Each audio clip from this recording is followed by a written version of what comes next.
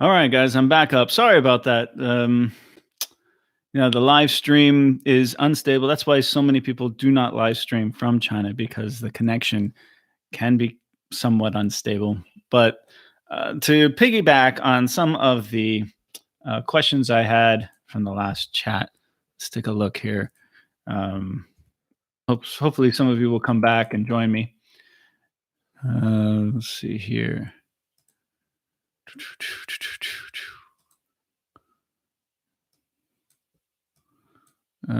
Someone asked me, I heard a lot of English teachers are, yes, I am back. Someone asked me, I heard a lot of English teachers are in trouble. Yes, they are in trouble. I'll give you an example. There's two examples I'll give for the ESL community right now and how many of them are in trouble. In Vietnam, Vietnam schools are not starting for a while.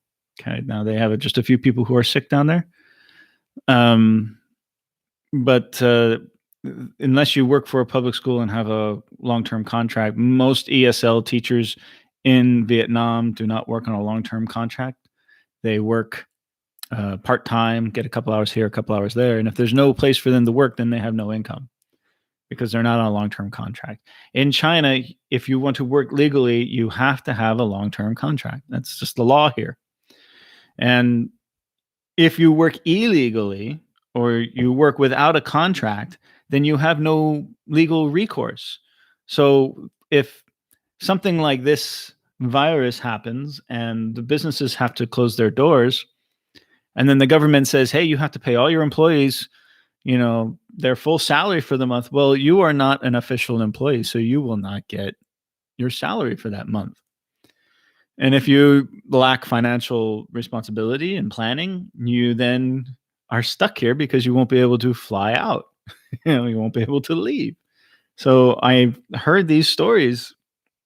They're doomsday stories, man. I don't know anyone personally in this situation, but I have seen the reports and I've heard it via other people, that people being stuck here because they work illegally. I've always said, if you come to China, make sure that you have a Z visa and you have a long-term contract. That way, when things like this happen, you have some sense of protection. So this is another example of that. Okay. So yes, I am back. Sorry about the interruption. Let's go back to it. I want to talk about that hospital in Wuhan that they built. They built 2 hospitals, right? And they did it in 10 days. Good for them. But it's not a full-on hospital. And it's starting to leak and fall apart. Guys, it's a field hospital. It's a modular field hospital, a temporary building. And when this whole coronavirus thing, blows over, they will deconstruct it because they won't need it anymore. So it's not a permanent building.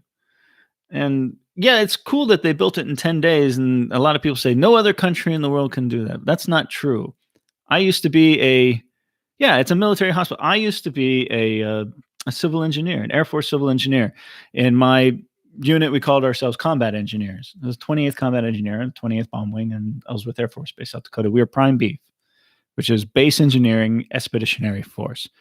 And I did do some work and some training with the Red Horse squadrons too. And our job was to build air bases, remote air bases, build them and maintain them.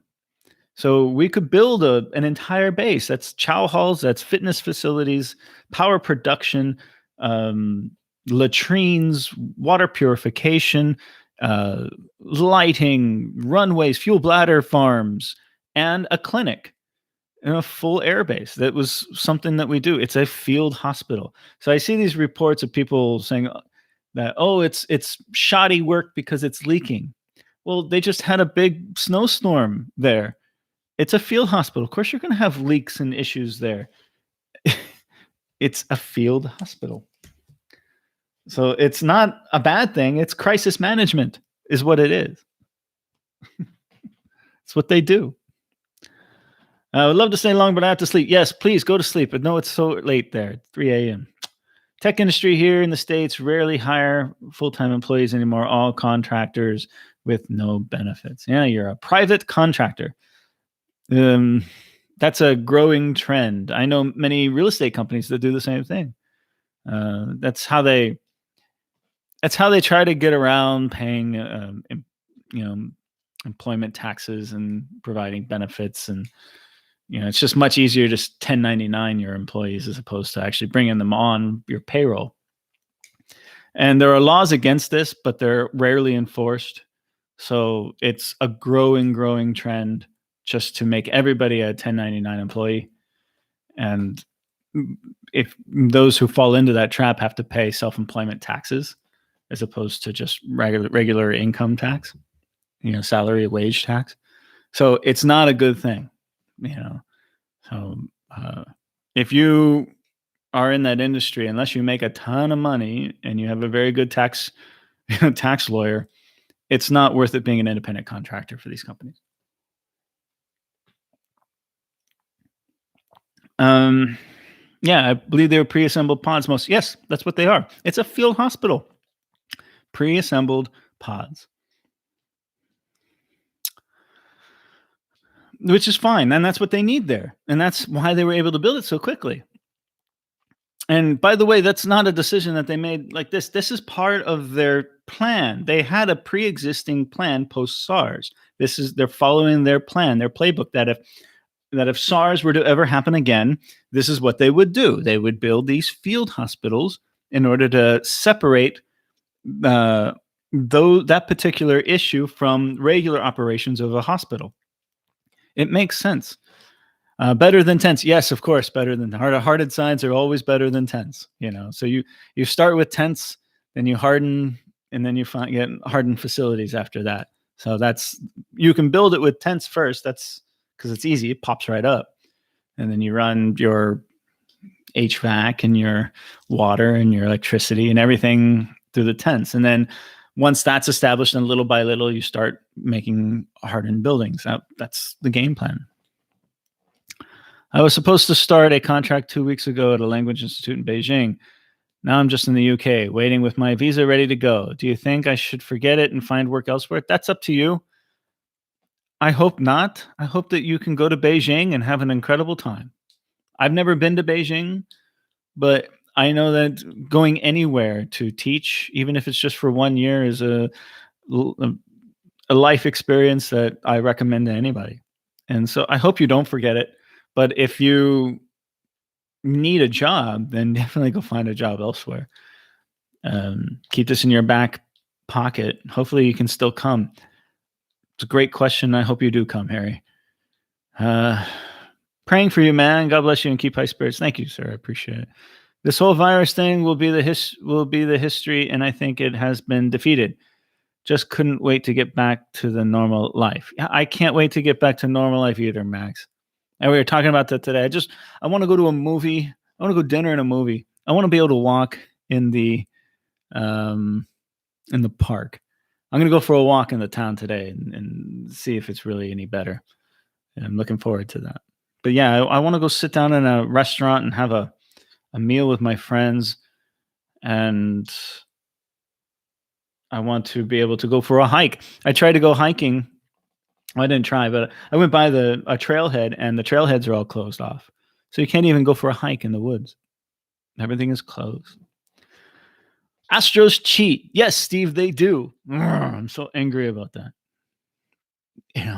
2017 World Series, everyone knows I'm a huge Dodger fan, and that was so heartbreaking in 2017 when we lost Game 7. It was devastating. That whole series was a great series to watch. I watched every pitch. And when it was all done, yes, I was so sad that we lost, but I still applauded the Astros because they were an amazing team. They really were, and it was a great thing for the city of Houston. So I applauded it at the end of it all. But now to find out that they've been cheating and they cheated, it angers me. And their apologies were crap. And I think Major League Baseball did a disservice by giving them immunity, that the players. And I hope they get booed, and I hope they get trolled all season long because they deserve it. And I think, especially in 2017, which is the one that they investigated, they should probably strip them of their title and definitely strip them of the money. The players can get new contracts, fine, they can keep that money, I don't care. But the organization got benefits and money out of that, and they should at least donate that amount to charity, in my opinion, but definitely strip them of their title. I don't think they should give the title to the Dodgers, but 2017, there was no World Series champion. I think what the Astros did, they stole the integrity of the game away from us. It's worse than the steroids thing. The steroids era thing is a different beast, and the line that was part of that. But this is heartbreaking as a baseball fan to have to watch this. So I hope it's not done. I hope that they get trolled and more things happen to those guys. I'm just amazed at the sheer size of the economic shutdown. The number of people, actually, one thing I think has been underhyped. Absolutely, Jonathan, you are so right. Things are good again when the movie theaters open back up. Jonathan, you're so correct. This is me pounding on the desk for the last couple of weeks. Guys, get the economy moving again. And this is going to be the debate. This is the debate I'm having with my friends. Do we get the economy going? Do we open up the movie theaters and open up the malls and the factories at the risk of this virus spreading and more people getting sick? Us being locked up and hunkered down is the reason why the spread has been diminishing and it's been going down. And the cost of that to the world economy and the local economy is worth it to save lives. That is the debate. And I have opinions about this as a student of it. And I've said from the very beginning that this is another thing that some people are claiming, that the WHO and the CDC are trading the people's lives for money. But what they are is they're taking a very nuanced position. It's not black and white. It's gray. And even I can see that. I've always been under the belief that the economic vitality of a society has a direct correlation with the health of a people. If you do not have a healthy economy, then you do not have a healthy society. And if indeed they shut down the entire economy because of a bad case of the flu, is that worth it in the long run? I don't know the answer 100%, and I could be wrong with my opinions. But at what cost has the whole response been? I give the example here in my city now. There are 26 people that have been infected, no deaths, 26 people currently right now in the hospital confirmed. I'm sure there's more of them out there that are asymptomatic or just have a little sniffle. But when you look at it from a macro standpoint for my city, this is not Wuhan, by the way. This is Zhongshan, Guangdong. And an entire economy of 3.5 million people that is a heavy manufacturing and big in the supply chains all around the world. Is it worth it? Many people are out of work. Many people have lost their businesses. Many people have lost a lot of money, and their families are struggling because of this. Not because of the virus, but because of the fear and the panic that's out there. So yeah, businesses are going to start up. I'm going to go for a walk today and take a look at these businesses and see how they're doing, because I'm curious. I don't know till I see it with my own eyes. But I do know that people aren't leaving their homes. Even if they can, they don't want to. They're scared. I know many people, the professionals, engineers, and salespeople who are my students, their factories are open, but they don't want to go into the factories because they're scared. So even if the businesses do open, they're going to have labor shortages. They're going to have material shortages. They're going to have customer shortages, and it's going to take a long time to rebuild that consumer confidence. It doesn't turn on overnight. This is something that's going to take a very, very long time. And something else that's not being talked about is that these businesses, let's take, for example, my neighborhood, which is manufacturing. It's high-tech manufacturing mostly, component manufacturing for high-tech, assembly. This is a very competitive industry in the world. And China was already starting to kind of try to convert into a domestic consumer-based economy because they know that as their standard of living gets higher and their quality of life gets better, that wages increase, and therefore they're losing the uh, the benefit of a low-cost labor force, and they're losing that to the ASEAN countries. I was in Vietnam. I saw what's going on in Vietnam. It's happening there. Cambodia is heavily invested. It's Pakistan and uh, India and Myanmar. All of these, especially the ASEAN, Philippines, these are growing their base. And this is just going to shift a lot of that to the ASEAN countries. A big rule in business is never give up market share, because if you give up market share, it's very hard to get it back. And that's what is something that it's not just rebuilding the local economy here and getting people back to work, but it's trying to regain the lost market share. There was already a struggle with the trade war and all the other pressures on the Chinese, and this is going to be it's going to be hard for them. It's not going to be easy. Okay, enough of my rant on that. Thanks for your response. Great videos. Much better watching your videos instead of the fake news media. Yeah, there's a lot of that. I wouldn't necessarily call it fake news, but it's ignorant news. You look at some of the adjectives and the degree adverbs that these news articles state. By the way, all the state-funded or state-backed news agencies here in China are very positive. They show and a lot of it's really good read. Don't get me wrong. It's talking about how all the sacrifices of the Chinese people, especially the medical workers. You see women shaving their heads before they go off to Wuhan to be deployed there to work in the hospitals. They're great reads. But that's not the only news that's coming out of China. There are tons and tons of media outlets here that are reporting everything. If you just look at the big news websites, the Global Times and the China Daily, there's some validity into some of that. But there's a heck of a lot more media out there that you can consume that will give you a much more balanced appreciation of what's going on here. And those are Chinese-based media companies. It's not just the big ones, and they're not all state-owned.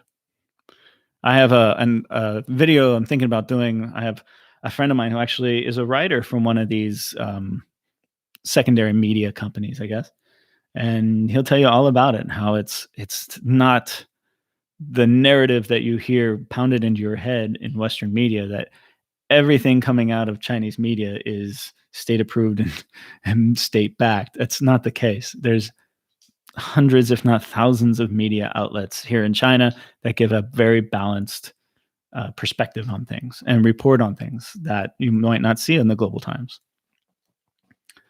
It's the systematic way they went about it that really grates my teeth. Yeah. And they knew it was bad. They knew it was cheating, and they continued to do it, and they still beat their chests as if they're God. They're baseball gods. There's no humility in there. It's a tough call, Jonathan says. Even if it turns out they didn't need to shut down the economy, at the time you have to decide. You might think that there's 30% chance you need it, so you do it. Jonathan, you're right. I have my opinions about this, but I cannot fault their decisions, because I've said this before. I'd much rather there be an overreaction than an underreaction.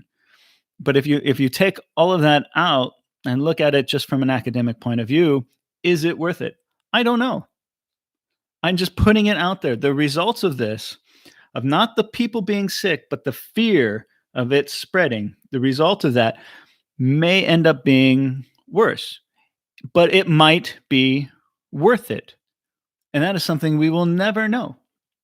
So that's the tough call. It's a political decision that people who are much smarter than me, who are in a much higher pay pay scale than I am, have to make.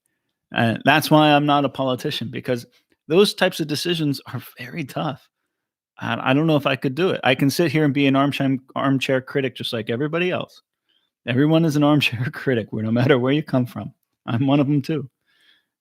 But you have to look at the situation through your own eyes and give your opinion. That's all this is. This is a discussion. Remember, I'm not a journalist. I'm just telling you what I see and how I feel about things. I am an English teacher vlogger. That's all I am. I guess that is what most people ask. Is it worse than them saying, why shut down? Yeah, that's the question people are going to be debating for a long time. That's the case study. And you're going to see this when the next time this happens, because it will happen again and again and again. It's a balancing act. Look very healthy. I feel healthy. I feel great. Are your hopes still high? Very much so. My hopes are still very high, and I think things are going to be just fine. I just want things to go back to normal.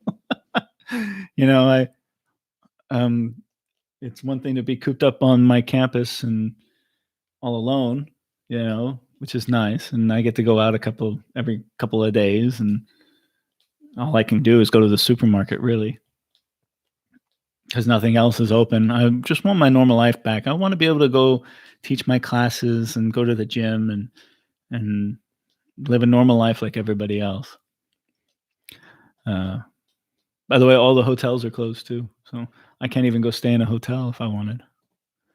I can stay at the Hilton, but I can't afford to stay at the Hilton. I know it's an unpopular opinion, but I think that China has done was a good thing. Case studies show that why San Fran fared so well with the 1918 flu. Yeah.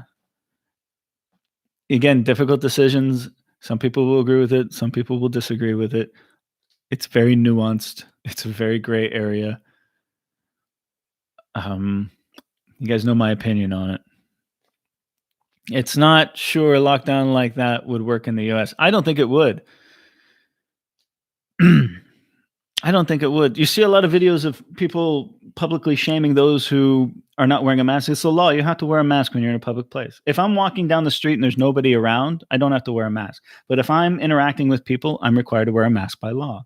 And if the police see me, they say, hey, put on your mask. They would say, put on your mask. Now, if I refuse, then I'm breaking the law. So then you would get detained and arrested. Makes sense. You see people climbing, going underneath the barricades of these quarantines and everything. Those are the village barricades. Those aren't the government imposed quarantine zones. Those are villagers who have set up these barricades. And not all the villagers agree with them. So those who don't agree just go right underneath. They're not government enforced quarantine zones. These are just the local villagers who have, maybe 5 or 6 of them that have taken upon themselves to close off. And then they sit there and they guard the gate. That was what it was like. Now these makeshift, barricades have been left to nobody's taking care of them, and it's starting to fall down. I see holes cut in fences and things like this.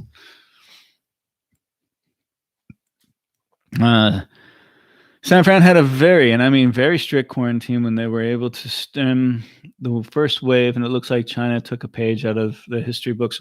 Well, the best thing to do to stem any outbreak is to quarantine and isolate. I think everyone agrees with that. And China took made that decision. It'll be interesting to see what costs they pay as a result. 20% of the world population then. Shall China near high of 20% of the world GDP, America have a problem with that? There's a symbiotic relationship. If America's economy goes down, it's going to affect the Chinese economy one way or another. Now, the Chinese economy is pretty resilient. They've got their fingers in more places than you can imagine. And in time, everything will be fine. It's up and down, right? Yes, we all are experts after the fact. It's true. Hindsight's 2020. reach to 20%. Joe, what do you mean by that?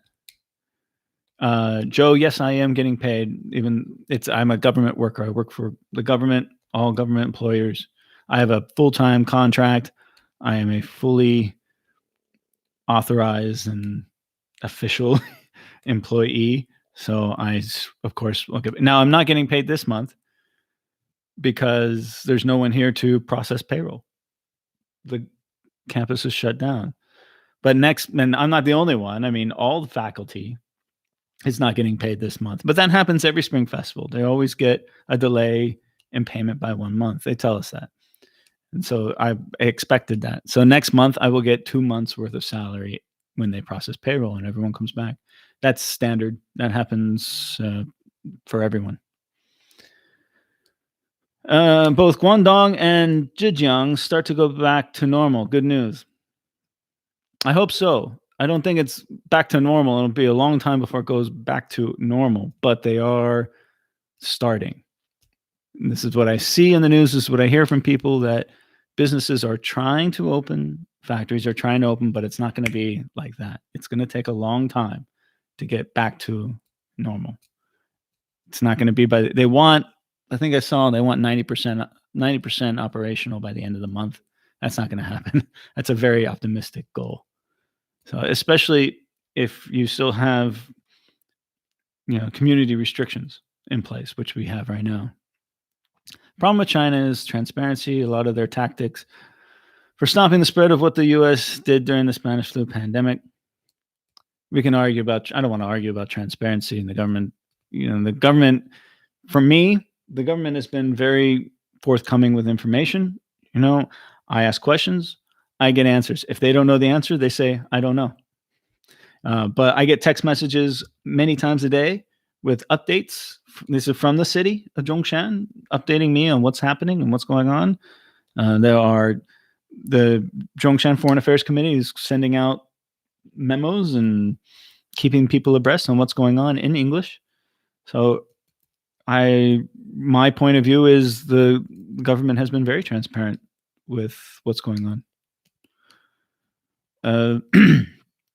This is good news indeed. Yes. The problem, I expect there will be people in the States to panic. It doesn't take much time here. The bad snowstorm, people rush to stores. Yeah. And that's not just in the States. That's everywhere. That's human nature. People like to critique Chinese people and critique bad behaviors. And I look at them and I say, that's people. That's not Chinese people. There are people everywhere that have bad behavior, rude behavior, they're no different than anyone else. And you can't just classify everyone as in that category, because it's just not true. It's like people who like to talk about the government official is the stereotype of a middle-aged guy who's smoking cigarettes in a baijiu den somewhere and taking bribes. That's not the case. The Chinese government is absolutely massive. If you've never seen it, you don't know. I mean, just, the high-speed rail system they have here in China, just the amount of employees that it takes to maintain the high-speed rail network here. Everyone for that particular agency, there are more employees for that one entity here in China than there are in the entire United States government. That's how massive it is here. And I know party officials and party members, and I've never met somebody who is in a baijiu den smoking cigarettes. Now, they do smoke cigarettes. They do drink baijiu. I've been invited with them into their office to drink baijiu. I just politely refuse, and then they offer me tea. And they're great people. I've never had a problem. These are wonderful people, and they're very smart. And a lot of them have a very good understanding of the outside world. They don't just, many of them have VPNs and consume Western media themselves. So the stereotype doesn't fit from my perspective, from what I've seen. Make up your stuff on essentials in case panic buying or public quarantines, just in case it becomes pandemic and you need food and hygiene supplies. I don't think that's going to be a case. I think it'll be just fine. I'm well stocked. I always overstock with canned food and hygiene supplies anyways. I have plenty of toilet paper. I have lots of rice. So I'm not concerned about that. And I don't do, if you say just in case, stock up on other things just in case of panic buying, well, then you are panic buying. So I'm not going to, that's a rabbit hole I won't go down. The US would still lack transparency, just not as much as China. They'd all need control information in order to avoid mass panic and would be more dangerous. Yeah, that's why you have state secrets. And even America has state secrets. Yeah, it exists everywhere. It does. What MLP is saying is that I heard as well over 1,032 states. 1,000 what in 30? I don't know what that is. Every country involved in World War I censored Spanish flu in order to avoid hindering the war effort. So everyone thought the pandemic only existed in Spain. I don't know enough about it. I just know that that's 100 years ago and the world was a much different place. You know, we have computers and the internet now. So, yeah.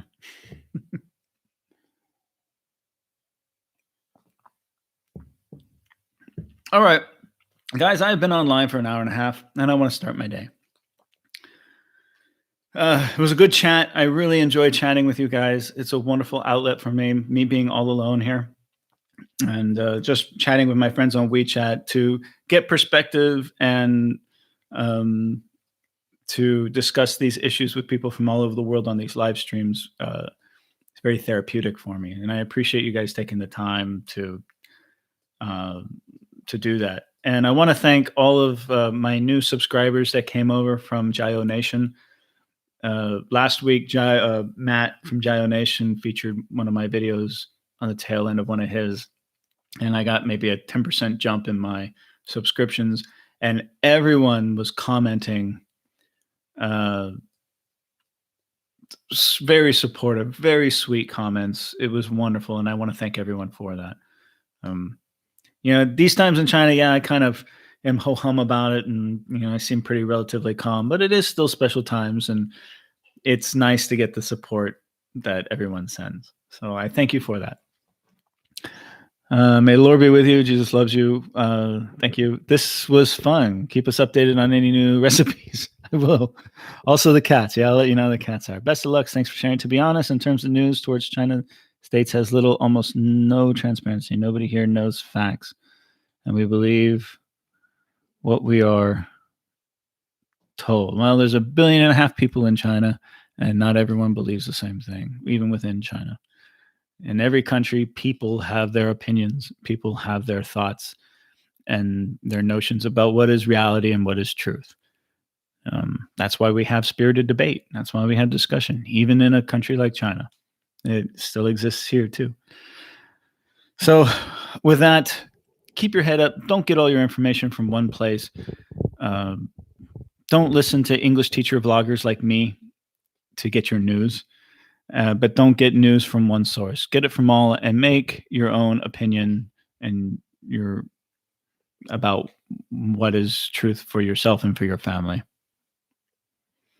Thank you. How's the sweet little dog doing? The one that follows you around? I don't play with him or her. I don't touch her. She just follows me around begging for food. I say hello, but I don't pet her. She's a stray dog. I don't go near her, but I am okay. Hey, from Brazil. Thank you so much. Okay, guys, I'm getting off. Thank you, everybody, and we'll see you on the next time. My next video I'm going to release tomorrow morning, which will be this evening in the United States, and it's not about this. It's not about the coronavirus. It's about food. It's about delicious food that I have filmed over the last 2 or 3 months before the hysteria kicked off, and you'll get to see. It's part of a series of videos I'll be releasing. I have a lot of this stuff. So volume 1 comes out in about 24 hours. I'll release it. And I just want to step away from all the doom and gloom coronavirus crap and give you guys a different perspective on what life really is like here when things are normal. And food is very universal, as Anthony Bourdain said. And I hope you guys really enjoy that. I really enjoy making that video because I get to eat it all. Okay. Thanks so much, everyone. We'll take care. Bye bye.